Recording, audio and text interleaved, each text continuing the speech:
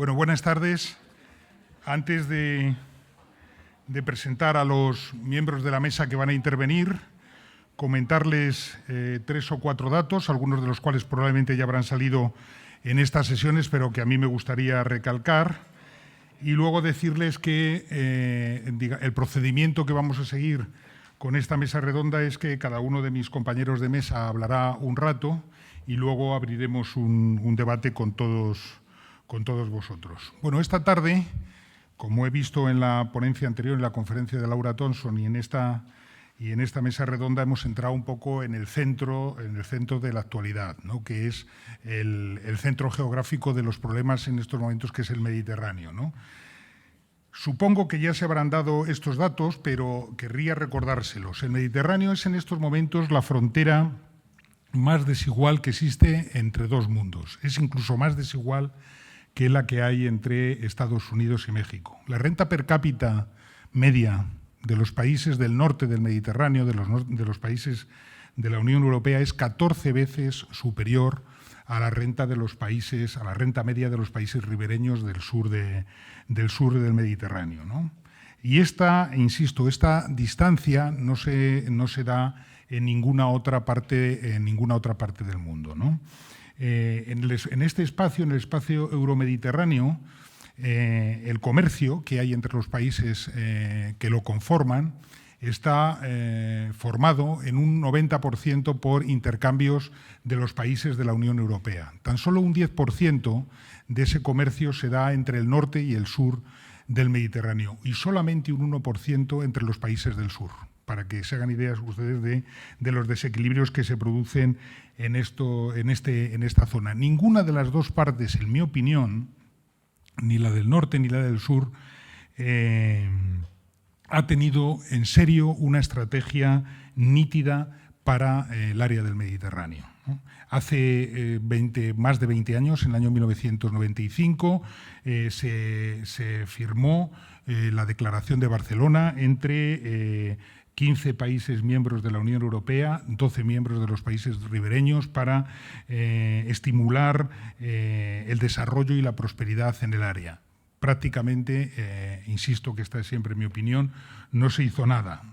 En el año 2008, cuando comenzaba la crisis económica, se creó la Unión para el Mediterráneo, una institución formada por nada menos que por 48 países, también para evitar todos estos problemas que luego y todas estas guerras que luego han surgido, sin que la Unión para el Mediterráneo haya dado frutos suficientes como para que el Mediterráneo deje de ser ese mar de muerte y desolación en la región más violenta, insisto, más desigual y menos integrada del mundo, en palabras de la jefa de la diplomacia europea, Federica Mogherini, ¿no? De vez en cuando surgen ideas, surgen declaraciones, más que ideas, declaraciones en casi todos los casos retóricas, sobre la necesidad de generar un plan Marshall que evite esas migraciones por motivos políticos y por motivos económicos que estamos viendo en estos momentos, pero solamente son declaraciones retóricas, ¿no? Precisamente en este país, en España, en medio de la campaña electoral, nuestro presidente de gobierno habló específicamente de la necesidad de generar una operación en África financiada por los países de la Unión Europea para luchar eficazmente contra la pobreza y para que se respetasen los derechos humanos. Yo he apuntado aquí lo que dijo exactamente Mariano Rajoy. Dijo, porque mientras la gente no pueda comer en su país y llegar a una vida digna, va a seguir viniendo aquí porque usted lo haría, le dice al periodista que le está entrevistando, y yo también, ¿no? Pero al mismo tiempo que hacía esas declaraciones, la realidad es que en la legislatura 2012-2015 del Partido Popular, la ayuda oficial al desarrollo se ha reducido en un 60%, ¿no? Estos son los datos de la realidad. Bueno, pues para hablar de estas cosas y de cualquier otra, ellos tienen su propia forma de ver las cosas. Están aquí, me acompañan aquí dos personas muy conocedoras de este asunto. En primer lugar, Francesca Fritsch Gnuta, que es la representante ahora aquí en Madrid del Alto Comisionado de las Naciones Unidas para los Refugiados, ACNUR, un día tendríamos que hablar de la historia de ACNUR, cómo se creó ACNUR y cómo los precedentes de ACNUR están en movimientos relacionados con los refugiados después de la Segunda Guerra Mundial. Ella es chilena de nacimiento, ella tiene una amplísima experiencia en el área del activismo humanitario, estuvo en México, estuvo en Chile y ahora desde hace bastante tiempo navega por las áreas europeas. Estuvo en nada menos que en Bosnia y Herzegovina, ha estado también en Irak, ha estado en Kosovo, ha estado en Albania y ahora trabaja aquí en España muy vinculada con la situación de Ceuta y Melilla. Y está también con nosotros Javier Moreno, que me da un poco de pudor hablar de él porque, aparte de ser un gran amigo, hemos trabajado juntos muchísimo tiempo. Javier Moreno es periodista, es químico. Estudió química y cambió su oficio por el oficio del periodismo ya hace algunos años. Nos conocimos cuando estudiaba en el máster de la Escuela de Periodismo de la Universidad Autónoma de Madrid del País. En el diario El País ha hecho la mayor parte de su carrera como especialista en economía, como especialista en política internacional, como corresponsal en Berlín.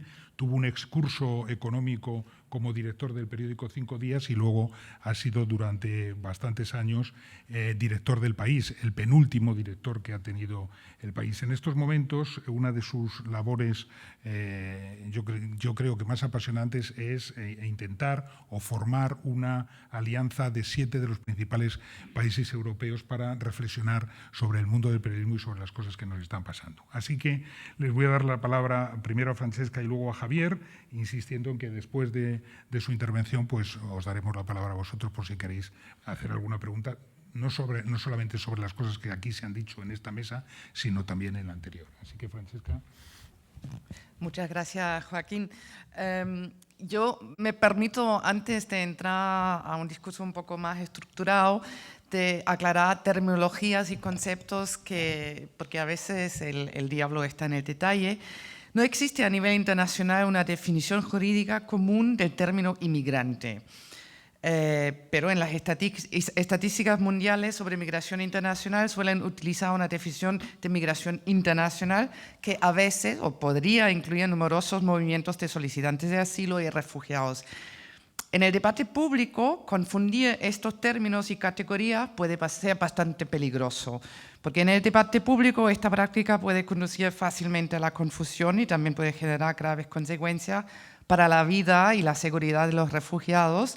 Suele entenderse que la migración es más bien un acto voluntario, puede ser en búsqueda de una vida mejor o de mejores oportunidades económicas o lo que sea, pero esto no es el caso de los refugiados que no pueden regresar a su lugar de origen de forma segura y por consiguiente son titulares de protecciones específicas en virtud del derecho internacional.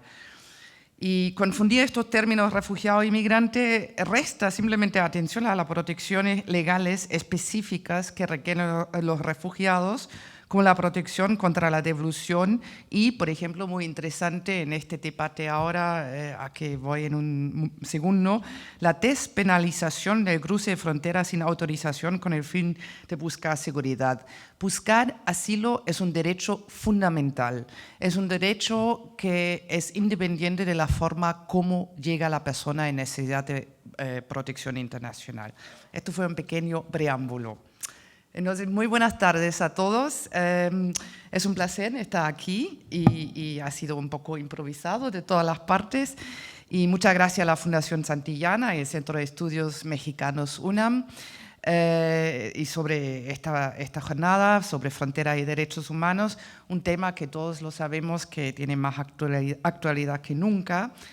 Yo sé que el título es España como frontera mediterránea de Europa, pero, sin embargo, para entender bien la cuestión es necesario echar un vistazo a la situación global del desplazamiento forzado y también reconocer que hoy en día hay una interrelación muy clara entre cualquier ruta y movimiento y el cambio de posibles rutas y movimientos. Si hoy se cierra una ruta, mañana se abrirá otra ruta. Entonces es muy difícil de mirar solamente a un pedazo de ese cuadro grande y más complejo. Como ya lo hemos escuchado antes, tenemos 60 millones de desplazados forzados y solamente en los últimos 5 años han estallado o se han reavivado 15 nuevos conflictos, mientras que ninguno de los antiguos que se ha resuelto por completo. Y el número de personas forzadas a desplazarse diariamente, eso hay que imaginarse visualmente, por los conflictos alcanzó las 42.500 personas por el día el año pasado. Una de las consecuencias más visibles de este desplazamiento global, y es una crisis de refugiados global, y yo también tengo un poco problemas de hablar de una crisis de refugiados de Europa, porque en realidad los refugiados, 86% de los desplazados forzosos del mundo están en países en vía de desarrollo y no en Europa. Pero una de las consecuencias más visibles son los titulares y la atención mediática que hoy en día vemos, cualquier canal que ponemos, los refugiados o los flujos migratorios, que hoy en día son más bien flujos de refugiados, están a cualquier hora del día. A lo que llevamos del año, y a pesar del tiempo malo y de invierno y el mar embravecido, han llegado ya casi 170.000 personas, sobre todo a Grecia e Italia. Y como lo recordamos, en el año 2014 la principal vía de entrada era el Mediterráneo central, la ruta desde Libia a Italia.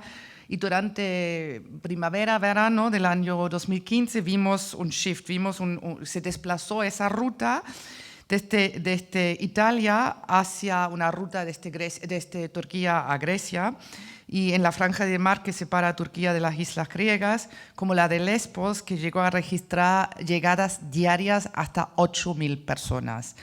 Eso equivale a la mitad de las solicitudes de asilo en España en un año.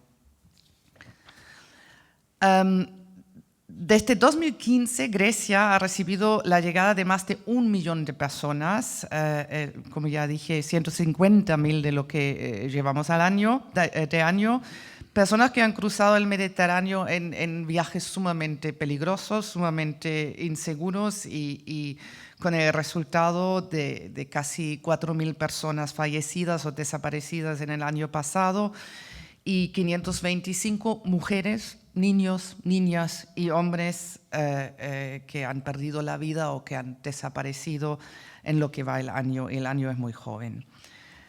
Y si bien, otra vez, si bien esta cifra de llegadas al viejo continente es importante, no debemos olvidarnos que la causa de esta cifra, la raíz de esta cifra es la crisis, sobre todo la crisis, o son las varias situaciones de crisis, sobre todo la crisis en Siria, y estas personas, la gran mayoría, el casi 90% de estas personas, huye conflictos y la persecución.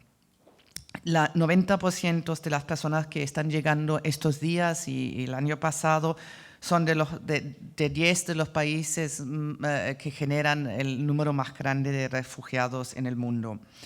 Y como todos sabemos, hace poco, este mes, celebramos el triste aniversario del quinto aniversario de la crisis en Siria.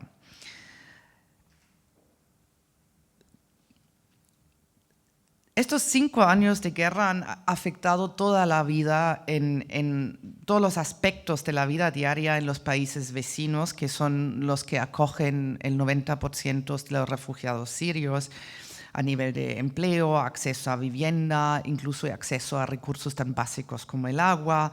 Se han aumentado muchísimo los precios de alimentos básicos, y hemos visto en muchas instancias hasta el colapso de la sanidad pública. En este contexto podemos analizar 3 tendencias preocupantes. La primera tendencia es el aumento numérico, o sea, en 2014, al final de 2014, vimos a 3.9 millones de refugiados sirios, y ahora ya tenemos a casi 5 millones, son 4.8 millones en la actualidad, Y a corto y medio plazo, a pesar del acuerdo de cese de hostilidades, que no es un acuerdo de paz, también es importante, existe una tendencia de incremento del número de desplazados y refugiados. Y pensamos que esto no va a disminuirse, este número no va a reducirse muy pronto.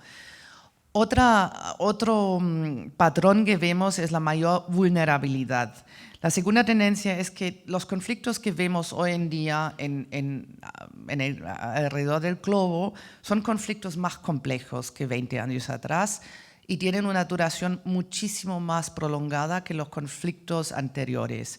Por lo tanto, las personas desplazadas o refugiadas, desplazadas internas o refugiadas, dependen más tiempo de sus ahorros, de la buena voluntad de las comunidades de acogida, o sea, tienen que desprender todas unas estrategias de sobrevivencia que en algún momento también se fatiga, porque si tú no tienes ni solución, no hay ni solución política para que se termine el conflicto y tampoco tienes una perspectiva de integrarte en el lugar donde estés, obviamente no solamente se te desaparecen los ahorros, sino también se te desaparece la esperanza. En Jordania y Líbano, por ejemplo, el 90% de los refugiados viven debajo del umbral de la pobreza nacional y es bastante bajo este umbral. Bueno, y la tercera tendencia, la conocemos todo, es el impacto en Europa, que es la más visible mediáticamente, son las llegadas de refugiados a Europa, sobre todo desde los países de primera acogida, como Turquía, Jordania, Líbano y también Egipto. Y en este sentido, a pesar de la entrada en vigor del acuerdo entre la Unión Europea y Turquía el 20 de marzo, un par de días atrás, somos conscientes que los refugiados sirios seguirán tratando de llegar a Europa porque nada se ha cambiado en su situación, ni en Siria ni en los países de primera acogida.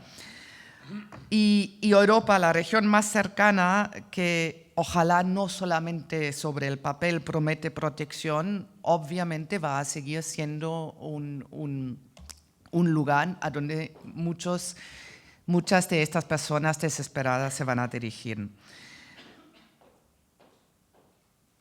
También me gustaría contextualizar un poco cifras, porque no quiero decir nada contra los medios, obviamente, pero yo voy a decir.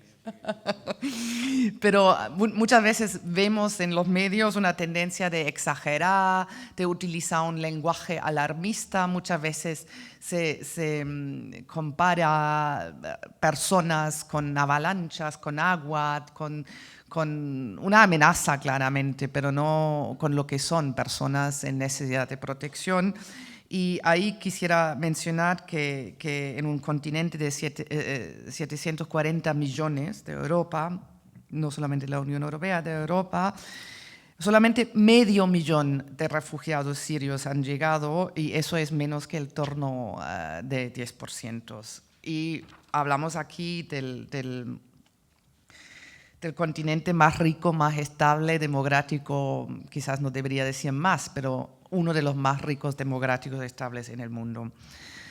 Obviamente es muy necesario en esta situación que vemos caos absoluto, vemos situaciones de crisis humanitaria en el medio de nuestro continente, que para mí, francamente, yo llevo 23 años en el ACNUR y trabajando en asistencia humanitaria y de emergencia en Europa, me sigue causando un malestar, me sigue causando una situación de disatisfacción porque no deberíamos tener que desprender esta tarea en Europa. Y lo que sí necesitamos claramente es una estrategia integral y coordinada basada en una responsabilidad compartida y la solidaridad y la confianza entre los Estados miembros de la Unión Europea, que hoy en día no la vemos. O sea, yo llevo una trayectoria política, de enlace político con Estados de bastante tiempo y pocas veces he escuchado, o quizás nunca en la Unión Europea, un tono tan agresivo y de cada día con menos confianza y con menos ganas de cooperar en realidad que hoy en día. Y uno de los precios más graves que vemos es, por ejemplo, si vemos a 11.000 personas campando ya semanas en el lodo, en la nieve antes, en la lluvia, en Idomeni, en la frontera griega y de la antigua República Yugoslava de Macedonia, de los cuales 4.000 son niños, muchos de ellos a borde de hasta morirse o estar seriamente enfermos. Eso es el impacto humanitario más evidente, pero yo creo que también, más allá de eso, tiene un coste político, económico y cultural que nos vamos a llevar durante mucho tiempo. O sea, la quiebre, realmente el breakdown de confianza y de buenas relaciones interestatales va a cobrar un precio. El acuerdo entre la Unión Europea y Turquía, yo me imagino que como es un máster de derechos humanos les debe interesar. Aprovecho porque otra vez había bastante confusión en la prensa y en los medios sociales. El ACNUR no ha sido ni parte de la negociación ni es parte del acuerdo y de ninguna manera nos vamos a involucrar en retornos ni forzosos ni voluntarios. Somos la Organización de la ONU de Protección Internacional de Refugiados y nos enfocamos en la protección y no en el rechazo. Lo bueno de este acuerdo, y quizás sea lo único bueno, pero eso es importante, es que hace referencia explícita se estará implementando este pacto en pleno respeto con las garantías previstas en la legislación existente tanto a nivel internacional como europeos. ¿Y cuáles son estas garantías? Me imagino que ya más o menos lo saben porque un curso de derechos, un máster de derechos humanos, pero me tomo la libertad intelectual de rápidamente pasarlas porque pueden hacer la diferencia entre vida y muerte para personas. Es una entrevista de forma individual para determinar si sus solicitudes pueden ser estudiadas en Grecia, así como que tengan el derecho de interponer un recurso antes que se produzca cualquier readmisión a Turquía. Eso son dos de las garantías más básicas que son muy claves. Para eso, obviamente, se requiere infraestructura tanto para acoger a las personas que se van literalmente acumulando, como se requiere estructura para procesar esas entrevistas y las posibles solicitudes de asilo. Eso es en Grecia. En segundo lugar, en Turquía, porque las garantías tienen que estar en ambos lados, o sea, en un país que decide el traslado a otro país, en caso de que una persona en necesidad de protección fuera retornada, para respetar la legislación que el acuerdo explícitamente hace referencia, la legislación internacional europea, dicha persona debe tener la oportunidad de solicitar y tener acceso de forma efectiva y protección en Turquía. ¿Qué significa eso? Tener acceso a un procedimiento justo y eficaz, adecuado de determinación de su solicitud en un plazo razonable. Hay países en que solicitantes de asilo llevan años. Eso no es un plazo razonable. Una vez reconocida esta necesidad de protección internacional, tienen que, lo que hablamos de poder disfrutar del asilo sin discriminación, de acuerdo con los estándares internacionales aceptados y marcados en la Convención. Eso, a grosso modo, incluye el acceso efectivo al trabajo, salud, educación para los niños y en la medida en que lo necesiten asistencia social y uno de los como llamamos, cornerstone de la ¿cómo se dice cornerstone en español? De la parte clave del régimen de protección internacional son las garantías frente al refoulement, la devolución de una persona a un lugar donde su libertad, su vida, su integridad física pudieran correr peligro. Pensamos que hoy en día estas condiciones aún no están. Pensamos que es prematuro pensar que se pueda implementar este acuerdo conforme a las garantías explícitamente mencionadas. Y me repito, los refugiados necesitan protección y no rechazo. Y si vemos las estadísticas, y la ACNUR está presente ahí, que no solamente probamos estadísticas, sino entrevistamos a casi toda la gente que puede estar bajo nuestro amparo y que está llegando, la gran mayoría, casi el 90% son de refugiados.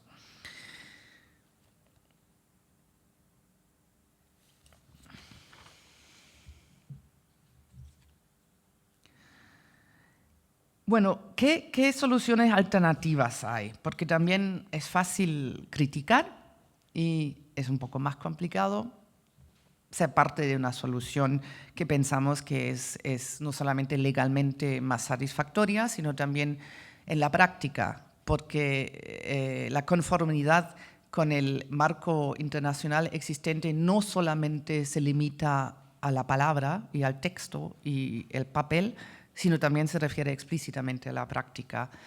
Pensamos una cosa increíblemente importante para parar estos viajes o para reducir estos viajes tan peligrosos que no sirven a nadie más que a los traficantes y a las mafias y que han llevado a tantos muertos y a tantas tragedias.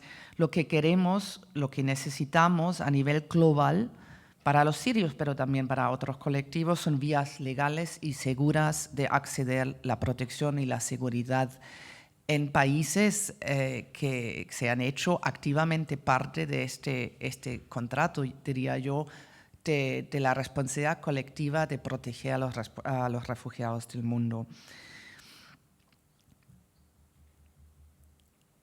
Lo que creo que mi colega de IOM dijo antes, y eso es la experiencia que todos que hemos trabajado décadas en este trabajo, se abran nuevas rutas en el momento cuando se cierran las actuales o las viejas. Y eso es el puente que me trae hasta España.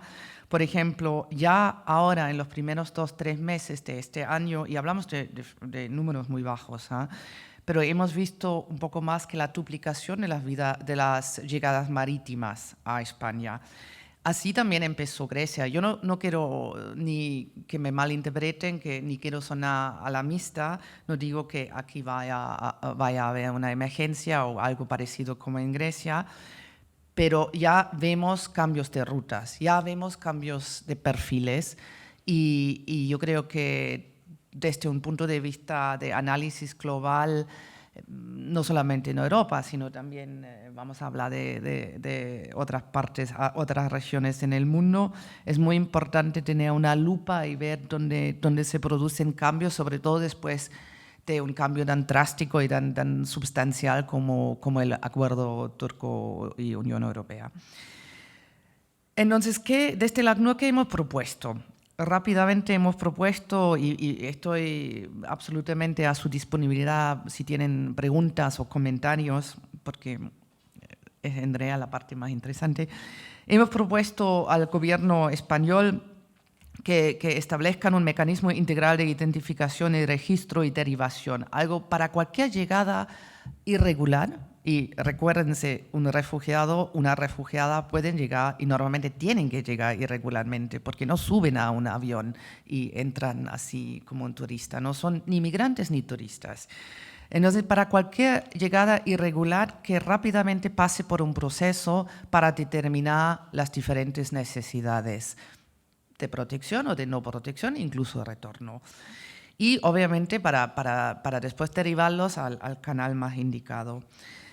Eso es una cosa. Lo que hemos pedido a España, por ejemplo, con vista a la conferencia de enorme importancia de ayer, que francamente, entre nos, que ha llegado a un resultado muy decepcionante, la conferencia global a nivel ministerial de Naciones Unidas, bajo el liderazgo de mi jefe, del alto comisionado en Ginebra ayer, hemos pedido a todos los estados del mundo de movilizar el 10% de cupos de vías legales, de reasentamiento, de visados humanitarios, de una extensión familiar más generosa para el 10% de los refugiados sirios actualmente existentes. Hablamos de 800.000 plazas.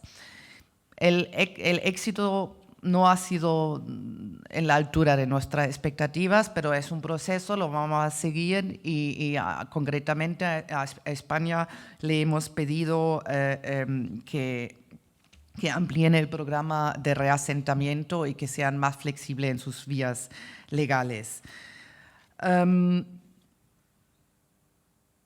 Desde la ACNUR consideramos que en España se dan todos los ingredientes necesarios para que España pueda asumir más responsabilidad colectiva para esta protección internacional.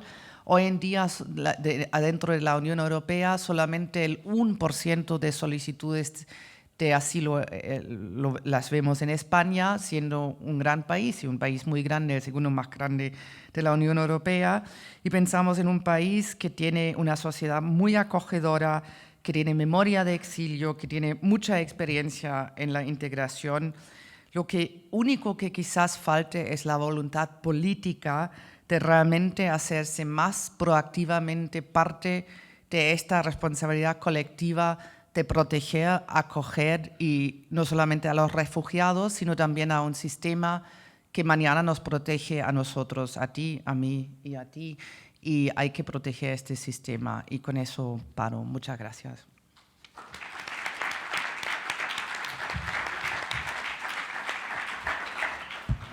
Buenas tardes. Primero y antes que nada, gracias a la Fundación por haberme invitado a participar en este debate y gracias, Joaquín, por las estimulantes palabras. Yo cuando oigo todo eso de alguien como Joaquín, a quien siempre he admirado tanto, se siente uno un poco más seguro en este mundo cada vez más incierto. Yo me gustaría advertiros, y perdonad que os hable de vosotros, sobre que lo que voy a decir no es seguramente una conferencia al uso, o por lo menos una ponencia al uso, que normalmente pues, el ponente viene de una tesis con una idea clara que intenta demostrar con datos y con argumentaciones y en última instancia convencer a su audiencia. Mi ponencia no va a ser una tesis, porque claramente no tengo una idea clara de lo que nos está sucediendo. Mejor dicho, sí una idea clara en cifras de lo que está sucediendo, no tan clara en la complejidad de lo que está sucediendo y mucho menos clara todavía sobre las posibles consecuencias de todo ello. Entonces lo que voy a hacer es básicamente dar algunos datos, dar algunas ideas y de todo eso creo que surge algo que no es una tesis, que es quizá un estado más bien de pesimismo. Yo oyendo ahora a Francesca y oyendo el final de la conferencia de Laura antes, yo creo que también viéndoos las caras a muchos de vosotros, no creo que hayáis leído nadie a Gramsci, pero os sonará aquello del pesimismo de la razón y el optimismo de la voluntad. Yo creo que también por sus cargos seguramente, tanto Francesca como especialmente Laura han estado antes del lado del optimismo de la voluntad y yo, para desgracia mía, me encuentro más en el lado del pesimismo de la razón. A lo mejor esta conferencia, el resultado de esto es básicamente por ignorancia mía, porque soy periodista, la especialidad de los periodistas es quejarnos, no es proponer soluciones a nada. Para eso están los políticos, los responsables, los sindicatos, los gobiernos, los papas, los obispos. Los periodistas, nuestra especialidad es quejarnos, básicamente. Y ahí a veces pues, nos merecemos un poco el pequeño tirón de orejas que Francesca nos ha proporcionado, o me ha proporcionado. O a lo mejor el resultado, lo que voy a decir, es una mezcla de todo lo anterior, ¿no? Lo primero es un poco el título, lo de España como puerta, como frontera mediterránea. Porque efectivamente en España, en los últimos años, se había cultivado la idea esa de que era la gran puerta de entrada de la inmigración, especialmente la inmigración africana, a Europa. Naturalmente, lo que ha sucedido con Siria, no desde que estalló la guerra, sino efectivamente en el último año, en los últimos meses, creo que ha dejado obsoleta esa idea y tenemos que enfrentarnos a una realidad que no tiene nada que ver con la que yo creo que todavía seguimos fantaseando, ¿no? No voy a dar muchas cifras porque supongo que en estos 2 días habréis oído muchas, pero bueno, la primera reflexión es que efectivamente, y esto cuando lo has dicho tú he dicho, a ver, que no se me olvide, no es lo mismo naturalmente un inmigrante ilegal. Hemos discutido muchas veces en los periódicos, no hay que decir ilegal, sin papeles, hay matices ahí, no es solamente irregulares, por supuesto no es lo mismo nada de estas categorías que un refugiado. Naturalmente que hay que ser muy preciso en todo ello. Hay que ser muy preciso desde el punto de vista legal porque hay consecuencias legales para las personas. Mi pequeña advertencia es que, como dicen los americanos en las encuestas, if you're explaining, you're trailing. Que no sé cómo se traduciría, pero es que si tienes que explicar algo, ya vas por detrás. Y como yo me gustaría centrar básicamente esta intervención, porque los expertos sois vosotros, las cifras las habéis dado vosotros, en las consecuencias políticas, creo que eso, que naturalmente es legal y es legítimo y es necesario, esas distinciones, y hay que aplicarlas o intentar que se apliquen al máximo, creo que también hay que ser conscientes que no son, por desgracia, útiles a la hora del debate político, porque efectivamente, y yo no creo que sean los periódicos, aunque algún periódico se puede escapar, que yo creo que básicamente hay actores en la sociedad, actores políticos, grupos, que de forma intencionada o no intencionada mezclan todo eso para alimentar un debate político, una opinión, una dirección. Y bueno, nosotros podemos pasarnos la vida explicando las diferencias y diseccionando, pero estamos perdiendo el debate político. Creo que eso es lo primero que me gustaría dejar claro, que pese a todo los datos, digamos, la presentación clínica de los datos, la disección, la perfección a la hora de establecer las categorías, de las razones de futuro económico, político, la necesidad de que se cubran nuestras pensiones, aunque suene... Nada de todo eso está perdiendo el debate político. Las cifras en las elecciones las estamos viendo, podemos hablar luego de Trump, podemos hablar luego de Le Pen en Francia, podemos hablar de Pegida, podemos hablar de todos los movimientos de extrema derecha y anti-xenófobos y anti-inmigración en Europa. Estamos perdiendo el debate político.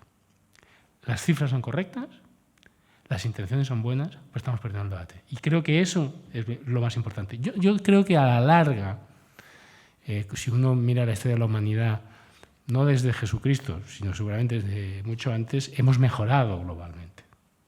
Nadie, pese a la magnitud de estas cifras y las desgracias que estamos viviendo, creo que nadie puede negar que, en general, el mundo es un sitio más seguro ahora que hace 200 años, o que 300, o que 1000, o que 4000. Pero esa tendencia al progreso continua también se ha visto fracturada en ocasiones de forma muy brutal. Desde luego las 2 grandes cesuras del siglo XX, que fueron las 2 guerras mundiales, la catástrofe del nazismo, el estalinismo, en fin, en esa línea de progreso en la que yo sí creo, y ahí estoy de la parte del optimismo de la voluntad, se puede ver quebrada por cesuras brutales. Y yo creo que ahora corremos el riesgo de una de esas cesuras, de otro carácter, de otro tipo, pero de una cesura brutal, de una fractura en esa línea de crecimiento y de, digamos, del bienestar en el mundo, que creo que están todos los signos, en fin, encendiéndose, ¿no? Bueno, entonces, primera cesura, las cifras, ¿no? Yo voy a leer solo... no, lo que también quería decir es inmigrantes ilegales, las puertas de entrada. ¿Cuáles son las puertas de entrada? Frontex, tengo aquí un informe de 2015 en el que dice, sin dar cifras, porque es muy difícil, que la mayoría de los inmigrantes ilegales en Europa han entrado por los aeropuertos. Irregulares. ¿Qué había dicho? Ilegales. Pues, yo me voy a confundir y me puedes corregir todas las veces que quieras. Pero a efectos políticos, finalmente... No, en eso estamos totalmente de acuerdo. O sea, vaya de entrada que igual se me escapa la terminología, pero que tengo todas tus bendiciones y me voy a apoyar en lo que... No, vamos, eso no lo voy a discutir. La mayoría de los que actualmente residen en la Unión Europea han entrado por los aeropuertos. Luego tenemos los efectos de las pateras, no sé qué, toda la tragedia. Pero la mayoría de los que actualmente residen han entrado por los aeropuertos con documentos legales, visas, permisos, que luego naturalmente they have overstayed y una vez pasado el plazo pues se han quedado. Bueno, ese es el primer dato que tendríamos que tener en la cabeza. Yo voy a dar datos todo para digamos, racionales, en el sentido de que contribuyen un poco a vuestras tesis, pero también voy a efectuar siempre una especie de hincapié o de énfasis en las consecuencias políticas que todo ello tienen. Digamos, para que tengamos idea del salto, de la magnitud del salto al que nos estamos enfrentando sin ningún tipo de herramienta política. Bueno, otra cosa que se me olvidó decir es que probablemente esta visión pesimista que tengo, aunque vosotros, digo, tú y Laura, por ejemplo, vosotras no hagáis hincapié en eso, seguramente por profesionalidad, pero bueno, tanto Laura como tú habéis dicho que efectivamente nunca habíais visto tan pocas ganas de cooperar en la Unión Europea en estos temas como hasta ahora, en la historia de la Unión Europea, por las dificultades políticas que cada país afronta y que el acuerdo de ayer fue muy decepcionante. Quiero decir, seamos conscientes, muy decepcionante. Para mí fue muy decepcionante y me ha alegrado escucharte a ti decir que fue muy decepcionante. Bueno, las cifras, según Frontex, fue que en 2015, por la ruta de África Occidental, que básicamente llega a Canarias, llegaron 874 inmigrantes ilegales. Perdón, irregulares. En la ruta mediterránea occidental, que básicamente es la que viene directamente a las costas del sur de la península, 7.164, dicen ellos. Seguramente es muy difícil establecer, pero son cifras parecidas. Bueno, naturalmente con eso los periódicos hemos hecho portadas, hemos hecho muchas cosas, algunas bien, otras mal. Y había un discurso en España, efectivamente España es una excepción de la Unión Europea, en términos de relación con el fenómeno de la inmigración. Hemos integrado a muchos inmigrantes de una forma más que razonable en los últimos años, sin, digamos, alteraciones profundas en el tejido político español. Pero eso, yo podría decir, bueno, esto es porque los españoles somos extraordinarios y somos muy buena gente y tenemos más buena voluntad que los franceses, que los belgas o que los alemanes. Yo creo que eso responde a una estructura política española específica, habría que remontarse al franquismo, a la salida del franquismo, a que aquí no hay un partido de ultraderecha, que no quiere decir que no haya ciudadanos o votantes, posibles votantes de ultraderecha, no es lo mismo.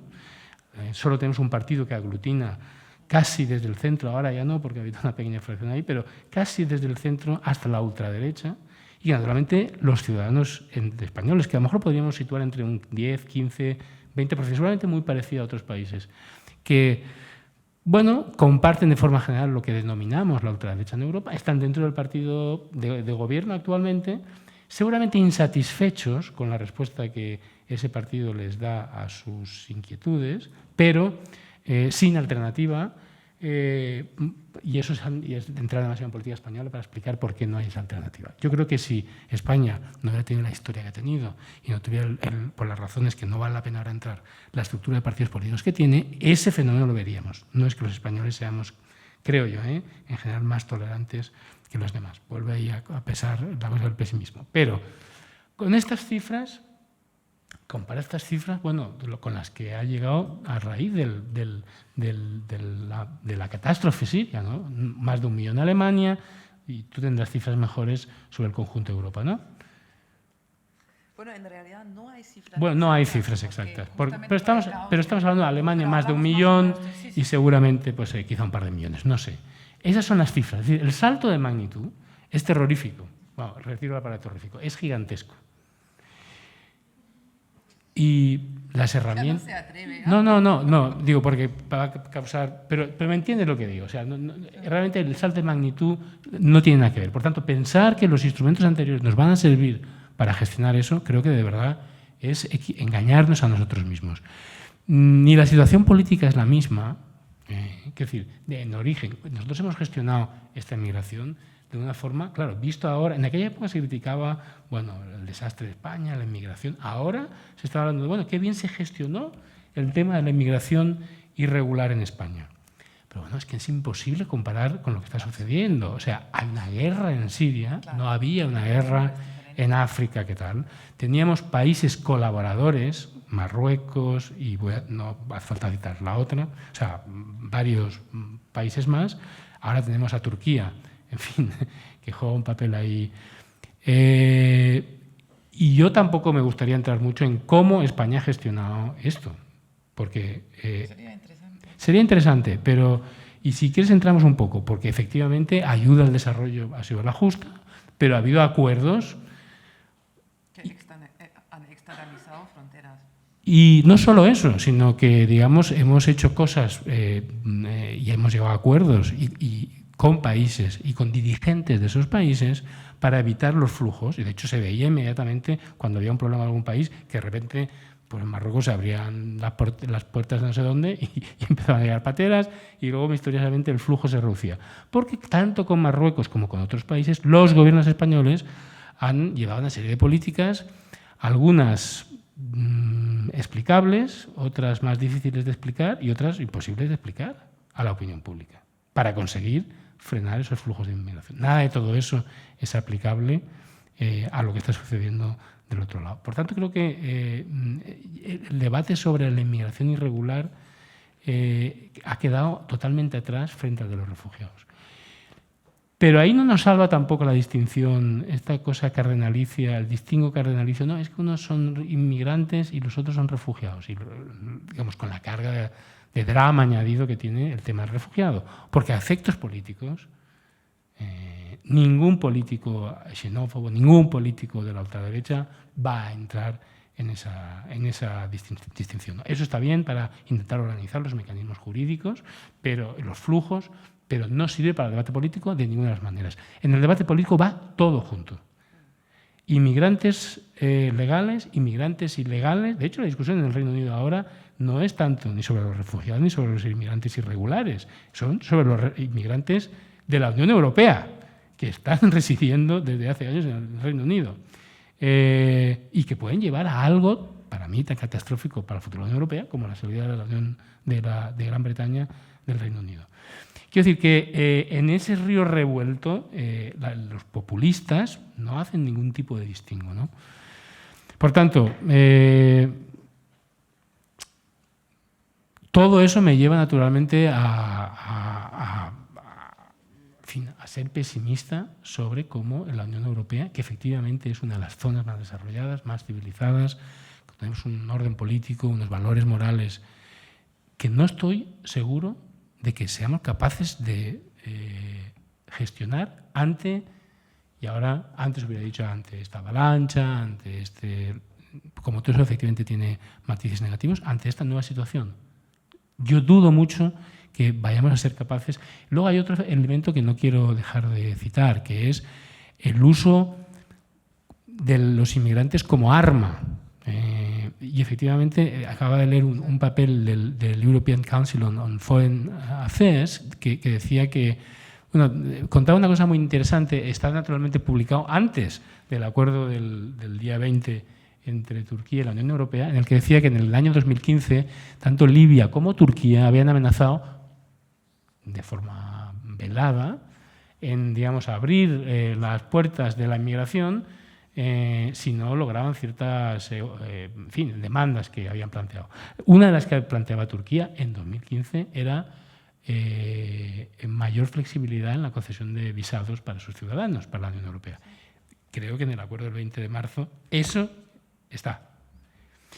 El papel de este think tank dice, me parece una cosa también extraordinaria cómo se puede establecer eso,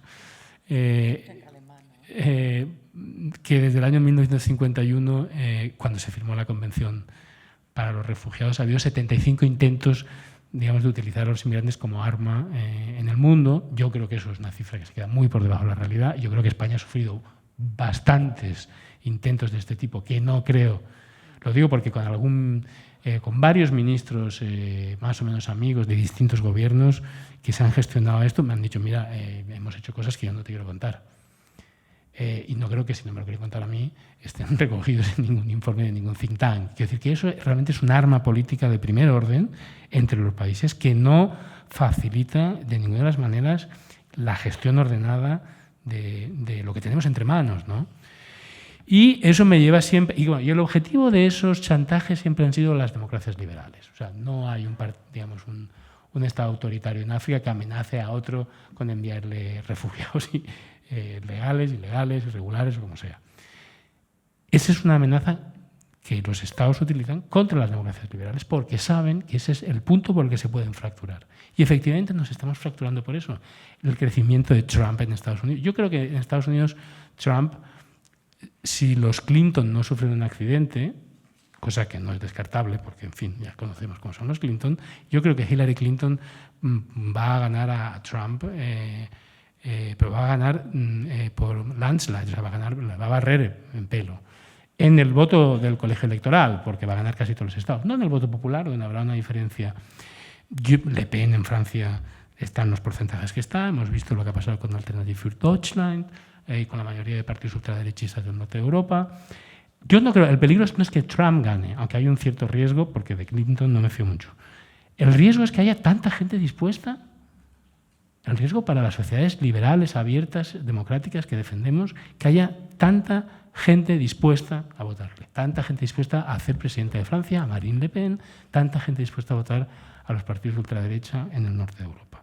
Y honestamente, con las cifras que tenemos delante, con lo decepcionante de los acuerdos, con las pocas ganas de cooperar y con el arma terrible que para el populismo es lo que sea, ese conglomerado de inmigrantes regulares, irregulares, ilegales, refugiados, creo que la sociedad europea no está preparada para manejar esto y creo de verdad que las consecuencias, a menos que, en fin, que tengamos un éxito inesperado y milagroso en el que yo quiero creer, o me gustaría creer, creo de verdad que vamos a una situación catastrófica en todos los terrenos.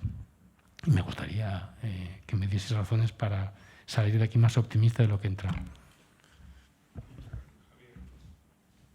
No sé si Francesca quiere contestarle, Puntualmente, pero ¿no? muy puntualmente, sí, para darle la palabra. Sí. Solamente para que no sea que el pesimista tenga la última palabra. Hay que ser realista, y parte del realismo es el optimismo. El acuerdo de ella fue sumamente decepcionante. Oficialmente lo manejamos de una forma un poco más diplomática, como lo habrás visto, pero ha sido muy decepcionante. Pero aún siendo así, el acuerdo también ha mostrado que si se quiere, se puede. Canadá ha reasentado en 4 meses, 25.000 personas. España ha reasentado en 3 años 210 personas, de las cuales la gran mayoría ha ido a otros países porque no han visto ninguna perspectiva aquí. Brasil ha introducido la figura legal de visados humanitarios y están otorgando a miles y miles de sirios visados humanitarios. Alemania, más allá de la población del colectivo de refugiados solicitantes de asilo que tienen en el país, han otorgado 41.000 admisiones humanitarias. Se puede y se debe. Una cosa más sobre la sociedad, se me cruzan los idiomas, la sociedad española. Tú dijiste que España es diferente, aunque dices que no poseen mejores. Eso no lo sé, el sol a lo mejor hace una diferencia. Pero hay una diferencia bastante importante en España con respecto a otras sociedades de la Unión Europea, que es en España el electorado es mucho más progresista y liberal y le pide al gobierno que acojan a más refugiados, que hagan más en términos de compartir esta responsabilidad, y el gobierno es mucho más estricto y mucho más conservador, mientras que en los otros países de la Unión Europea muchas veces al revés. Muchas gracias. Tenéis la palabra vosotros. Yo tendría muchas cosas que preguntarle, pero prefiero que intervengáis. Es más noble. Que intervengáis vosotros. Así que venga, ¿quién se lanza? Pues venga, ¿usted también es alumno del máster? No, lo fui, pero en mi época no había máster. No pude en ningún caso hacer máster. Bueno, lo que me alegro es que ustedes todos, salvo Javier Moreno, que le parecerá un poco el uso, descarta la palabra ilegal, ¿no? Por lo menos sobre todo para los inmigrantes económicos, que es un poco lo que yo he estudiado. A mí lo de los refugiados me supera todavía y no he podido abordarlo bien. Me alegro de estas palabras optimistas de Francesca a última hora, porque porque en las diversas intervenciones que he escuchado, tanto ayer como hoy los he escuchado todos, nada me alentaba a que esto iba a mejorar de alguna manera, ¿no? Pero usted ha dicho a última hora algunas cosas que son más bien. O sea que me alegro de ello y que esté descartada para siempre la palabra ilegal como referido al inmigrante, como opina Francesca, porque ya eso supone una predisposición primera hacia la inmigrante, no una predisposición contraria al inmigrante. En fin, eso como reflexión. También me ha quedado un poquito sin aclarar un poco en cuanto a la inmigración económica. Vuelvo a insistir, hasta qué punto y por qué no se ha podido haber una inmigración ordenada, legal, en este caso sí me refiero a la palabra legal, y que haya no provocado tanto inmigración indocumentada. Eso no me ha quedado claro en ninguna de las intervenciones que he escuchado, y que haya obligado a esta inmigración indocumentada o como se llamaba antes, sin papeles, ¿no? En el fondo son sin papeles, ¿no? Los inmigrantes económicos, los que son trabas administrativas, ¿no? Las que les impide emigrar. En fin, nada más. Muchas gracias. Quizás podemos un poco... Bueno, es decir, ¿hay más preguntas para acumularlas? Tú tienes la palabra.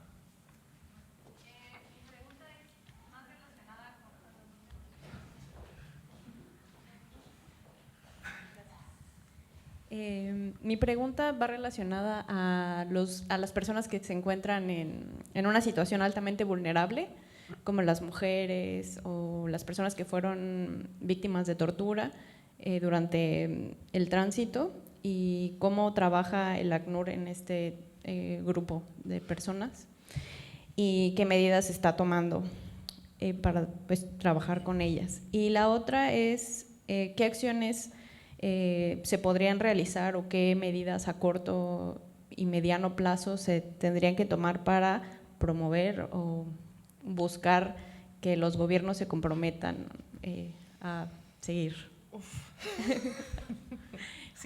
colaborando. Más preguntas. Allí.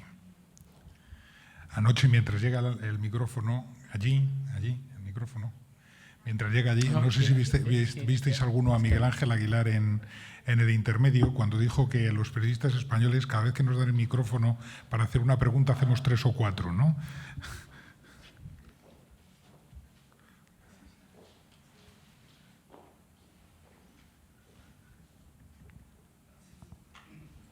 Bueno, buenas tardes.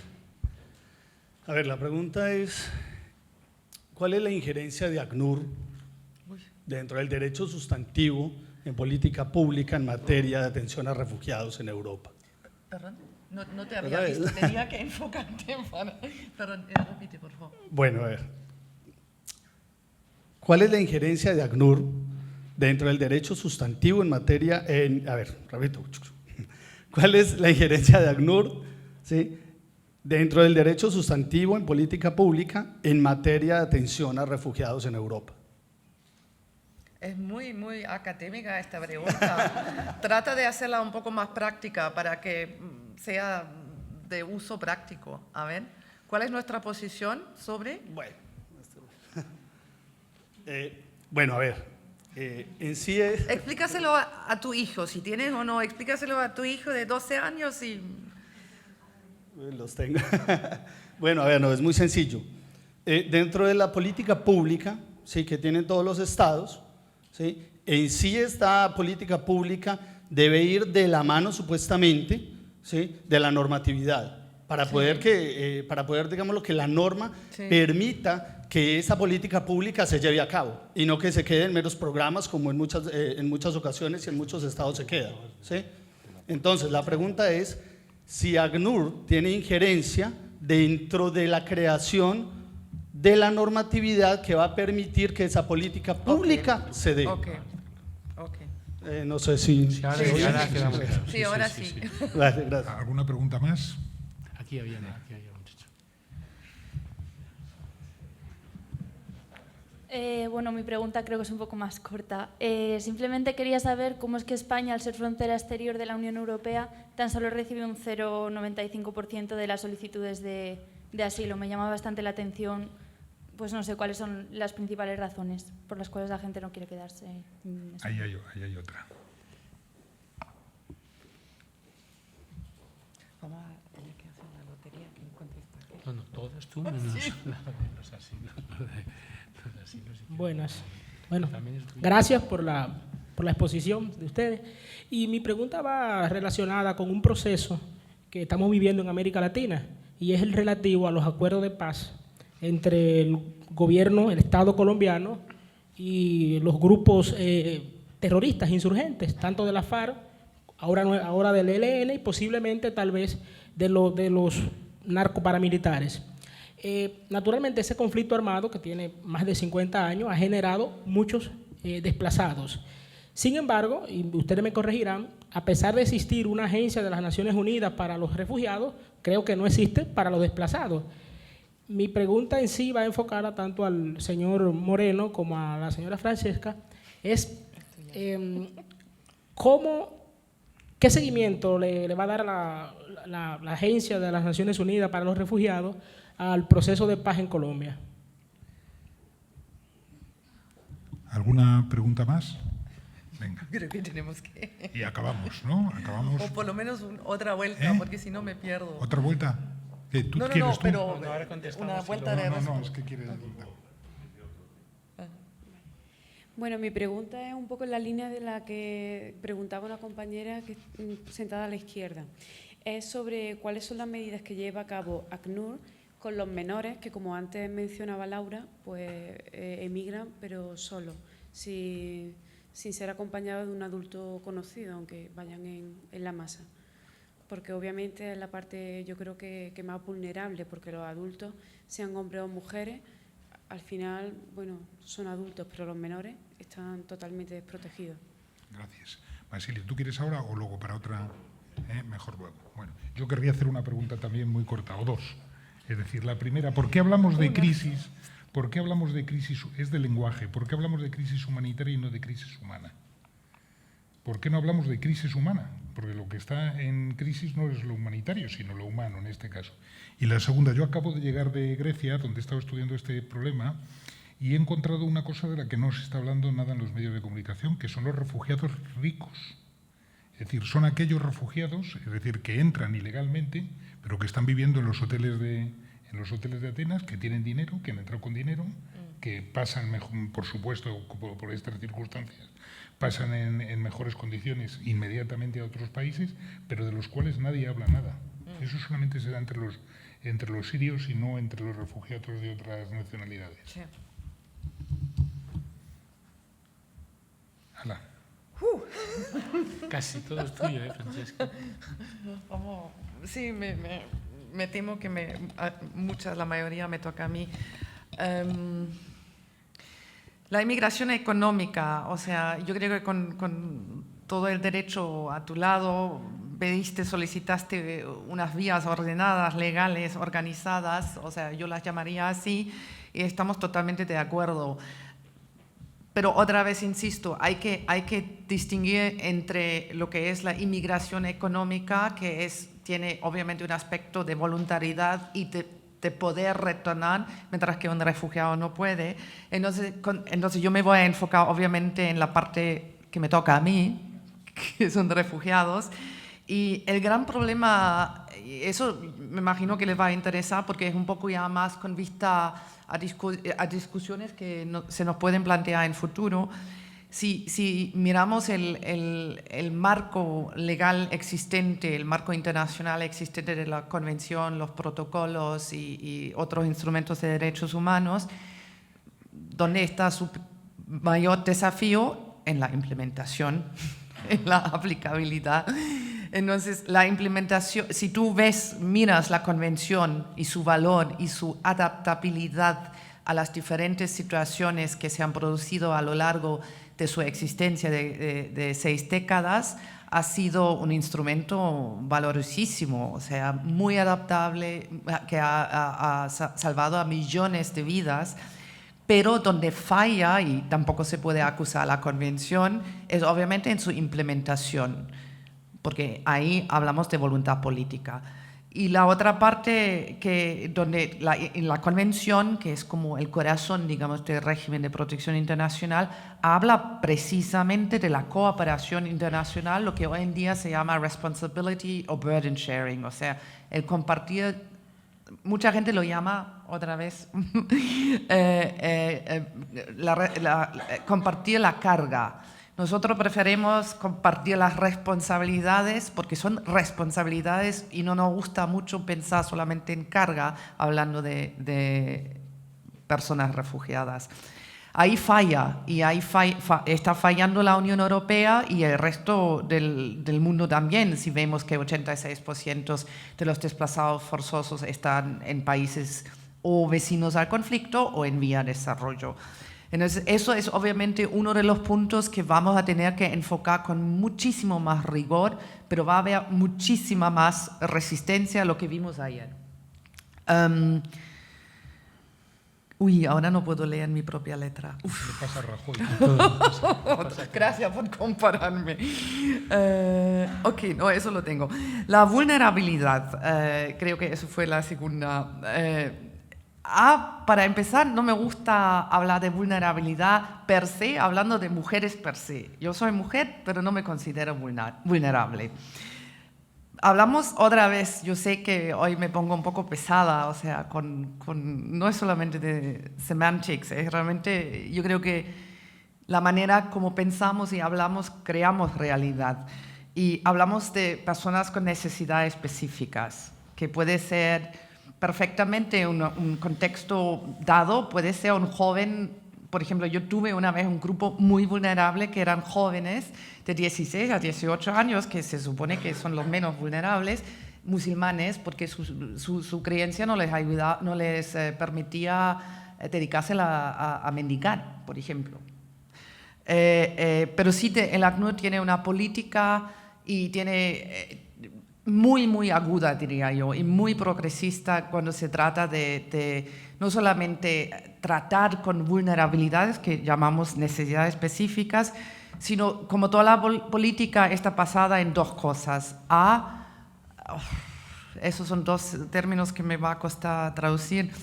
Es accountability framework, es decir, que yo como jefa del ACNUR en España, yo tengo que rendir cuenta qué he hecho yo para tratar de reducir esas desigualdades, por ejemplo. Y lo hago. Eso es una cosa, y la otra cosa es que tratamos el enfoque principal de cómo reducir esas desigualdades es el apoderamiento de las personas. O sea, no de verlos como beneficiarios, sino realmente como personas como tú y yo, que mientras más nos pongamos sujetos de nuestra vida, de nuestro destino, tanto más protegidos estamos. Pero tenemos políticas muy detalladas y muchos programas, proyectos de affirmative action, y, o sea, yo creo que sería un poco más detallado para entrar ahí. ¿Qué podemos hacer para que los gobiernos hagan más? ¿Quién me hizo esa pregunta? ¿Qué? Tú también, ay, por Dios. Eso es muy difícil. Yo creo que hay que hacer lo que siempre hemos hecho. O sea, hay que dialogar, hay que convencer, tenemos buenos argumentos, hacemos cosas como evidence-based advocacy, es decir, que a través de realmente evidencias, de datos, de cambios, de buenos oficios, de nuestra expertise, que 60 años del ACNUR y habiendo trabajado en 200 países en el globo, yo creo que tenemos una cierta autoridad y la tenemos que utilizar, pero tenemos relativamente pocos instrumentos para obligar a estados. O sea, yo creo que un argumento que funciona muy bien para hacer pensar a estados es el argumento de la soberanía. Mientras más ordenados los flujos se pongan, tanto menos te afectan tanto en ejercitar tu soberanía como obviamente en la dimensión de seguridad. Y lo otro es que la inestabilidad en Jordania, en Líbano, en el Medio Oriente, va a ser mañana la inestabilidad en Europa. Entonces, esos son argumentos que políticos entienden un poco más que argumentos humanitarios. Bueno, hay otros, o sea, hay otros que entienden todo. España, frontera externa, ¿por qué solo 1%? A ver, ¿quién fue? Ya. Eso, francamente, me requeriría una respuesta más larga y te la ofrezco después, porque sí, tampoco quiero aburrir a nadie. Pero yo creo que España ha hecho, intencionalmente o no intencionalmente, ahí paso el juicio, pero de alguna forma España durante mucho tiempo, y solamente ahora lo están cambiando en el narrativo público, ha mezclado, yo creo que bastante conscientemente, el fenómeno de la inmigración y el fenómeno del asilo, del refugio. Y, por ejemplo, en Melilla, 3 años atrás, o sea, el gobierno ha dicho que ahí no tenemos necesidades de protección internacional, habiendo centenares de sirios allá. Y ya estábamos en el segundo o tercer año del conflicto de Siria, pero como no habían pedido asilo en España, entonces no son refugiados. Eso es doblemente erróneo, porque son personas bajo el amparo del ACNUR, pidan o no pidan, y B, el hecho en ese momento, el motivo porque no habían pedido, pero es un elemento nomás de una cosa más grande, pero te lo doy un poco como para ilustrar, era porque no habían trasladado los solicitantes de asilo a la península. O sea, Melilla se ha convertido en una prisión para solicitantes de asilo, mientras que de alguna forma se ha transformado en un incentivo para la inmigración irregular. Y un desincentivo, yo no sé si esta palabra existe, para solicitar asilo. Eso ha resultado, es uno de los motivos porque España ha tenido muy poco. Y lo otro es porque el sistema de acogida y de integración nunca se ha adaptado a las necesidades. O sea, por ejemplo, desde mi oficina durante años lo hemos estado prediciendo que por favor tienen que incrementar capacidades, enfoque, eso, aquello. No se ha hecho. Ahora hay plazas para 10% de los solicitantes de asilo. Bueno, si yo no tengo ni techo ni nada, entonces obviamente me voy donde me lo den. Entonces, la gran mayoría de los solicitantes de asilo se han movido hacia el norte de otros países. ¿Qué hacemos para influir en la normativa, para crear nueva normativa? Yo lo enmarco un poco en lo que es un Estado de Derecho. Bueno, otra vez, o sea, la manera como yo particularmente en mi oficina, porque siempre me parece el argumento, el diálogo me parece una mejor arma que o sea, el stick. O sea, yo prefiero, a veces necesitamos las dos cosas. Pero obviamente estamos anticipando a los gobiernos del mundo, en este caso, por ejemplo, concretamente en España, la enmienda a la ley de extranjería que entró al vigor creo que el 1 de abril del año pasado, ha sido en su primer borrador, ha sido totalmente catastrófico el borrador. O sea, realmente era una cosa mal hecha, legalmente ilegal, o sea, en su aplicación. Entonces fuimos entrando en un proceso de negociación, de diálogo, de asesorar al gobierno, de entender las normativas existentes a nivel internacional, europeo, todo eso, las consecuencias, si pasa un parlamento que tiene absoluta mayoría, pasa un texto que en su aplicación lleva a violaciones de derechos humanos. Es un proceso, es un diálogo, pero también obviamente existen medidas un poco más, en un proceso más avanzado, que no se ha desarrollado de forma positiva. Obviamente siempre existen los tribunales. O sea, en Europa tenemos dos que han resultado ser muy instrumental, no solamente para el ACNUR, sino para todas las organizaciones de derechos humanos. Tenemos el Tribunal de Derechos Humanos en Estrasburgo, tenemos Luxemburgo. Entonces ahí obviamente cooperamos en precedent setting cases, o sea, trabajamos con abogados, con ONGs. Ahí, eso ya entraría a demasiados detalles, pero ahí trabajamos bastante activo. El acuerdo de paz en Colombia, ahí poca competencia tengo, pero entonces, por lo tanto, voy a enfocar. El mundo es injusto, ¿ah? Porque me toca. No, ahí di algo, porque igual ACNUR tiene algo que decir sobre eso. Yo puedo hacer una reflexión general sobre Colombia. Entonces yo me gustaría hacerlo. Por favor. Entonces, pero primero la cosa técnica. Y ok, porque de Colombia no puedo hablar, porque realmente yo he estado en Colombia hace 20 años una vez y nunca he trabajado ahí y no me siento competente. Pero con gusto paso la respuesta a Javier. Pero sí me puedo enfocar a la parte donde preguntaste por qué no existe una agencia para desplazados internos. Y la pregunta en realidad es más fácil de lo que uno piensa. O sea, no existe porque no debería existir. Porque existe un marco internacional de derechos humanos que claramente define las responsabilidades de los estados de proteger a sus ciudadanos y los residentes. Y es muy importante promoverlo a través de la legislación internacional y nacional. Por ejemplo, hay internacional a través de la Convención de Kampala, y hay muchos estados que, en base de la Convención de Kampala, han traducido este cuerpo legal a sus propias legislaciones. Entonces, eso es la idea ideal.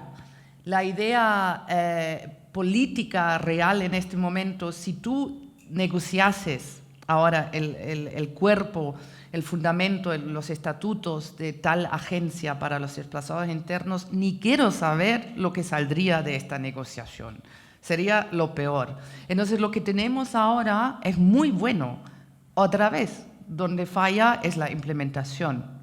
Entonces, ahí es un poco más, se puede hablar más, pero aquí paso. No, yo desde el punto de vista técnico iba a decir lo que has dicho tú, no estaba tan seguro de efectivamente por qué no había una agencia para los desplazados interiores, pues sabía que no la había y la reflexión me parece muy correcta. Yo además añadiría en este caso que no estoy seguro que eso ayudase mucho.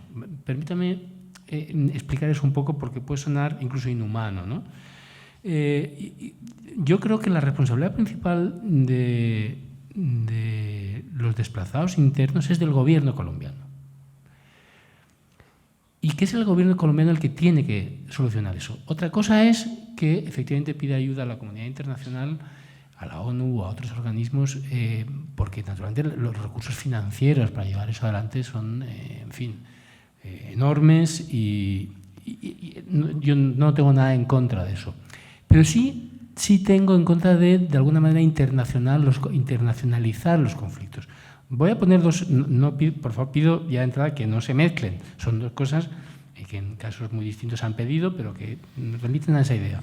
En España durante años, en España y en otros países, quien ha pedido la internacionalización del conflicto, la mediación de organismos internacionales han sido los terroristas. En España los terroristas de ETA pues pedían que viniera aquí alguien, ¿no? La Comisión, la ONU, la Comisión no sé qué, a establecer la paz en una supuesta guerra que no existía, eran solamente ataques terroristas. Ha habido un intento en Colombia que ya está en decadencia, que ya está bajándole mucho, pero que, digamos, seguidores del expresidente Uribe han alentado mucho de que algunos de los crímenes y de los delitos cometidos a lo largo de 50 años en el conflicto colombiano no podían tratarse o abordarse solo desde la perspectiva de la justicia colombiana, sino que eran crímenes de guerra, genocidio, tribunales internacionales. Todo eso no era más que un intento de dificultar un acuerdo de paz. Yo creo que de forma correcta el gobierno colombiano se ha negado a eso. El gobierno colombiano y en general la mayoría de los colombianos creen que el conflicto se solucione o no se solucione, se llega a un acuerdo o no se llegue, el acuerdo traiga la paz o no, es una cosa que los colombianos tienen que solucionar entre ellos. Si para eso, una vez acordado todo, se necesita dinero, se necesitan recursos económicos para reasentar, para solucionar el problema de los refugiados, que lleva décadas, sí me parece correcto que se pida, pero no para tratarlo como un problema que los colombianos no pueden solucionar y que tenga que venir alguien de fuera a poner orden en un aspecto que seguramente es doloroso, que es complicado, pero que no es el más doloroso dentro de lo que queda por resolver del conflicto colombiano, que es efectivamente el tema de la justicia transicional y de cómo va realmente a afrontar la sociedad colombiana que crímenes graves digamos, tengan un tratamiento jurídico distinto al que hasta ahora habrían tenido en las Cortes Ordinarias. Creo que ese problema es más grave que, en términos de dolor humano y de sufrimiento de los afectados, que el problema de los desplazados, que creo que con recursos y con voluntad se puede abordar de forma más fácil desde Colombia que con organizaciones internacionales. Otra cosa es que se pida ayuda en recursos, en experiencia, pero no montar algo para solucionar ese problema. ¿Alguna cosa más? Javier, ¿quieres decir? Nada. Bueno, estamos fuera de término. Basilio. No, ya nos doy la... Basilio. No, esperaba que saliera el tema, pero como veo que no ha salido, pues simplemente lo menciono, aunque no haya tiempo, obviamente, para apurarlo. Pero yo creo que una interpretación adecuada para la famosa sentencia de Gramsci no es que el optimismo de la voluntad y el pesimismo de la razón o de la inteligencia, como él decía, sea una disyuntiva. Yo creo que podemos compartir, o de alguna manera la idea es que por negativas y depresivas que sean las informaciones que suministra la razón, quien gobierna es el optimismo de la voluntad. Y por lo tanto podemos compartir el pesimismo de la inteligencia solo a condición de que la consideremos la fuente de nuestra energía política.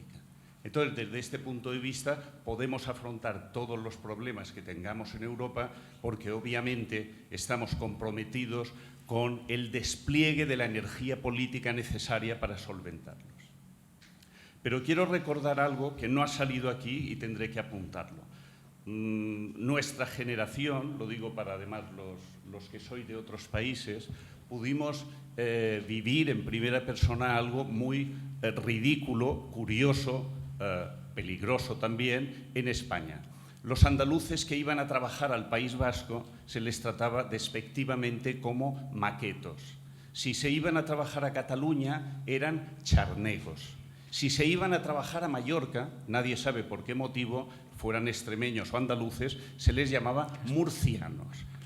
Debía haber algo espantoso en Murcia que nunca nadie llegó a explicar. En Valencia eran castellanos todos. Todos castellanos, ¿no? Bueno, estas comunidades, la resistencia moral de estas comunidades les permitió sobrevivir a esta maquinaria infame de segregación, de desprecio, de humillación, ¿no? Sobre todo a través de una inesperada vía que era la de los matrimonios. Hoy es muy difícil encontrar en estas comunidades, bueno, obviamente todos ellos, maquetos, charnegos, murcianos, catalanes, mallorquines, vascos, castellanos, todos ellos, para la Alemania nazi, éramos una raza inferior condenada a la esclavitud perpetua.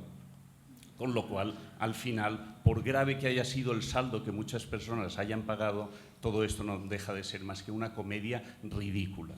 Pero tuvo un gran papel en la evolución de esta situación la influencia benéfica de los medios de comunicación, que durante muchos años ayudaron a neutralizar estas tendencias de los demonios familiares españoles. Pero lo que sí me parece pesimista, que requiere la movilización de nuestra energía política es precisamente el vínculo que hoy la extrema derecha europea hace entre refugiados, desplazados, emigrantes y el terrorismo. Es aquí en donde yo creo que están realmente movilizando y tocando una tecla realmente peligrosa. Muy bien, yo creo que esta es una buena reflexión para terminar. Me quedo también con la idea de que mientras ahí fuera, a nuestro alrededor, todo se mueve con todos los problemas, aquí un grupo de 60 o 70 personas reivindicaba a Gramsci en estas jornadas. Así que muchas gracias a todos vosotros y hasta la próxima vez. Y por supuesto, muchas gracias a Francesca y a Javier Moreno. Muchas gracias. Déjame otro papel. ¿Qué papel? Otro papel.